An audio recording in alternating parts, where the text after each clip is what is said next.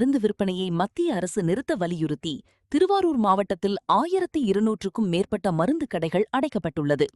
Online மருந்து விற்பனையை நிறுத்த வேண்டும், போலி மருந்துகளின் விற்பனையை தடுத்திட வேண்டும், ஆன்லைன் மூலம் வாங்கப்படும் கருக்கலைப்பு மருந்துகளால் ஏற்படும் உயிரிழப்புகளையும் காலாச்சார சீரழிவையும் தடுத்து நிறுத்த வேண்டும் என நாடு முழுவதும் இன்று மருந்து கடைகள் அடைக்கப்படும் என அறிவிக்கப்பட்டது.